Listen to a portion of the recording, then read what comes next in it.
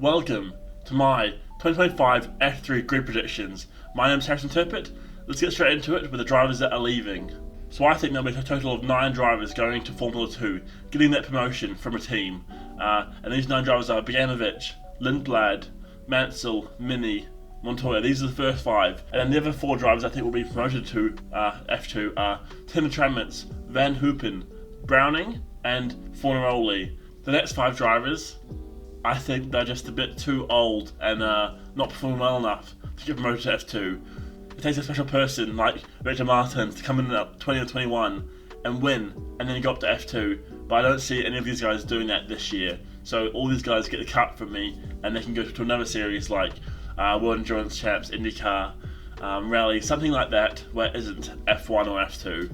So we have Ramos, Asterson, Zagazzetta, Sophie Flosch, and Tommy Smith. So the first team, I think at Prema, all 3 of their current drivers are going to get the promotion to F2.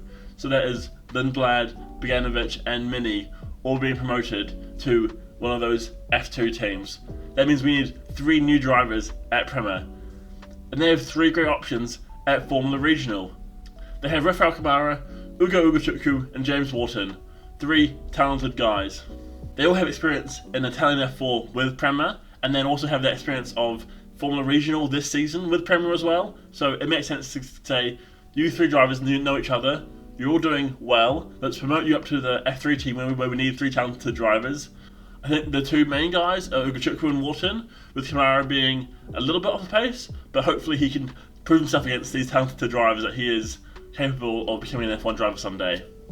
As you can see, they all have very good age profiles, with Kamara and Ugochukwu both being in driver academies, with Kamara being in Ferraris and Ugochukwu being the next McLaren prodigy coming through the ranks. Wharton used to be sponsored by Ferrari, but he got dropped in the last couple of seasons, so I'm sure he'll be looking for another F1 team to start funding some of his adventures in motorsport. And then we have Trident, and I think that there are 3 drivers. 2 of them will move on, 1 to F2 in Fornaroli and 1 to another series elsewhere in Ramos, but they'll keep Megatonef.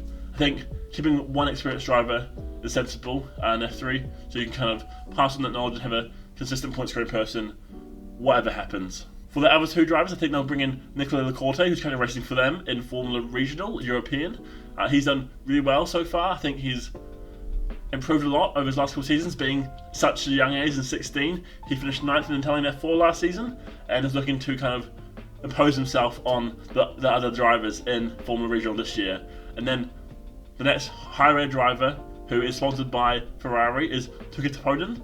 He is talented, this guy. 17 at the moment, but he came 5th in Italian F4 last season. He has a stacked field, and this season he's racing for Race GP in Formula Regional. And I think this lineup is really exciting. We've got a big range of kind of experience and talent, so I think it could be a really interesting battle to see how they kind of get on with each other this season, but that's my lineup for the Trident team. And now we have the MP Motorsport team. I think similar to the Trident team, they will keep 1 experienced driver and replace 2 of the current drivers with new ones. But I think one of those drivers, Stan, is going to switch teams instead of leaving F2, as he still has time to show his quality and his racecraft. The person they're going to keep is Kasper Sutska. He did astounding last year in Italian F4, winning surprisingly, after going on that run towards the end of the season. I think they'll pair him alongside 2 talented young drivers like Alex Powell and Theophile Niel. These guys, very young at 16, but will be 17 next year. I think both of these guys have a lot of proving to do in their current season, so it will depend on whether they perform to expectation. Alex Powell, an astounding karter, and is currently going into Italian F4, but he's backed by Mercedes, and I have a lot of hope in the young Jamaican guy. I think they'll be wanting him to get top 3 in the series and then move on to Formula 3 without having that step. Maybe he might do an Antonelli though and go straight to Formula Regional, win that, and skip F3 altogether. But I think F3 is a good experience to kind of have that dog-eat-dog fight. And Theophile now, he's a bit more experienced than the young Alex Powell, but still not that experienced in a competitive series. I mean, Spanish F4 is a great place to learn your craft, but it's not the best of the best. That's not the best of Europe either. That's like Italian F4, British F4, French F4. So he needs to go somewhere like Formula Regional and prove himself against those talented drivers from across Europe. So he'll get the opportunity this season, and if he does well at his age, he'll get snapped up easily by an F3 team and maybe even an F1 academy. And now we have the Campos team. I think they'll keep 2 of their 3 drivers in Murray Boyer and Oliver Goeth. Both of these guys are still at an alright age. I think this might be, either this season or next season will be their last in Formula 3, so they really need to make most of it. They have good experience in the F3 series with 17th from Boyer last season and 8th for Goeth last season, and both of them are doing similar performances this year, with Boyer currently in 9th in F3 for this season and Goeth in 11th. But these guys need to get in their top 10 range to even get a chance at an F2 seat. They probably even need to do more than that because they're unaffiliated with an F1 team, and so we'll find it even more tricky to get their F2 seat in the future. I think one of the guys who might get in to fill up that replacement spot left by Sebastian Montoya is another Red Bull driver, Enzo Deligny. This guy is still young at 15, and he finished 4th in the Spanish F4 last season, which is so good at his age. But he's currently in Formula Regional, and this is a spot where it's make or break. He needs to do well in this season to get that promotion to an F3 team and kind of keep his F1 journey on track. Now we have Hightech. I think they'll do something interesting. They'll keep Callum Shields and they'll keep Martin Stenshorn, but they'll pinch Alex Dunn off their MP Motorsport team. Another reason for this is Dunn has a lot of experience with Hightech, being a GB3 racer with them, being a British F4 racer with them, and this year hasn't gone to plan so far, currently being 17th in F3. So I think he might make the switch over to a team that he knows very well and kind of try and find a consistent performance there when he's still at a young age of 18 and has a chance to get into F2 next season, or even the season after if he does well at Hightech in 2025.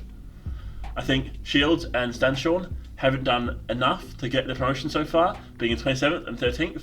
Stenshorn is more likely to get that promotion, but I think he doesn't really have that backing and that affiliation like the other drivers that are getting promoted do, so I can see him sticking around for another year and try and fight at the front and then get promoted, or maybe he can bring out some of his own cash and buy his way into F2 to show it, because he is a good driver.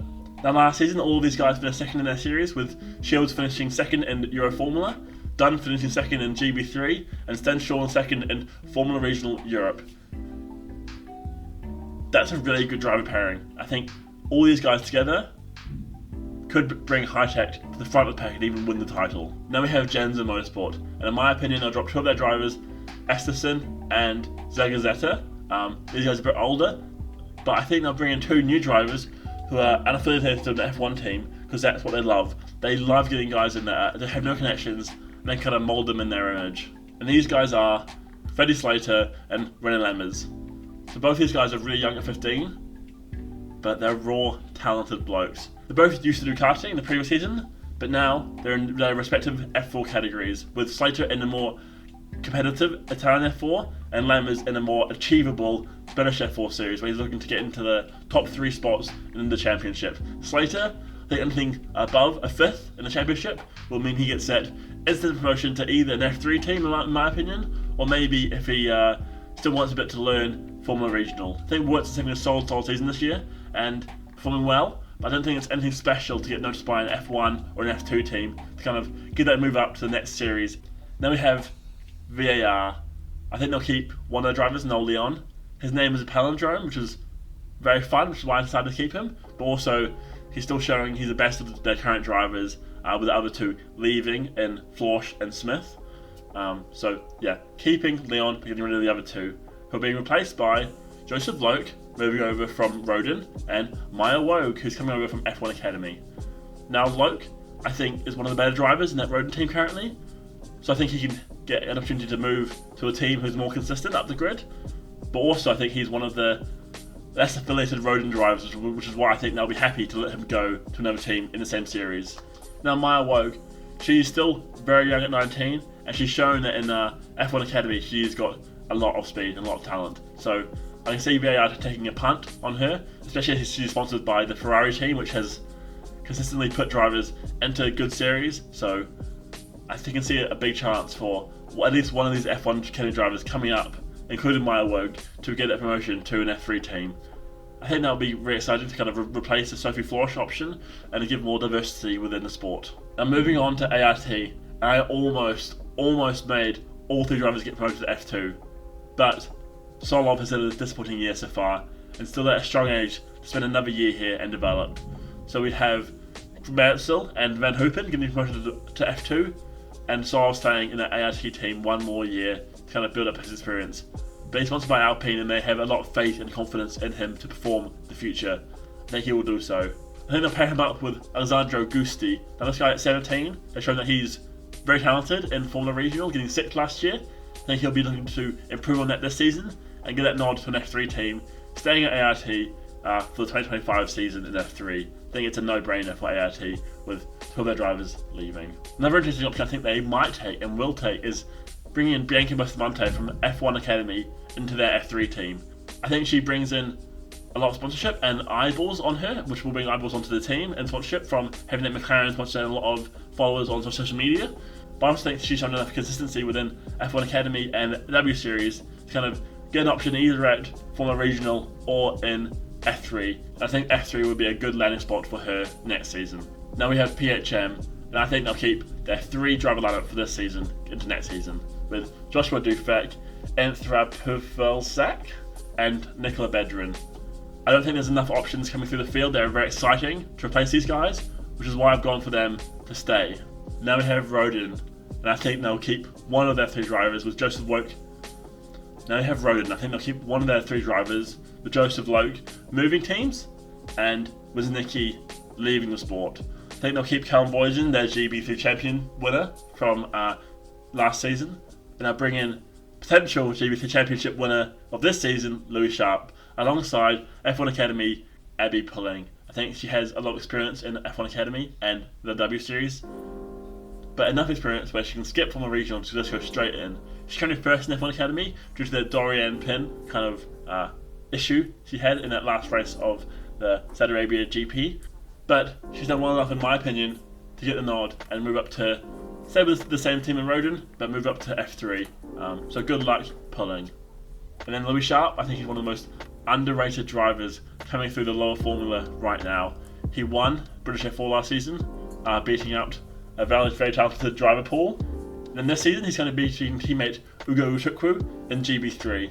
And I know GB3 isn't his main championship, Ugo Uchukwu, but it still shows that Sharp is faster than this guy who's meant to be an amazing prospect. So keep an eye out for him. And that's my prediction for the 2025 F3 grid. Let me know if you agree, what drivers you think might get promoted from the lower formula, and what drivers you think might leave to F2 or another series. Thank you for watching. Peace.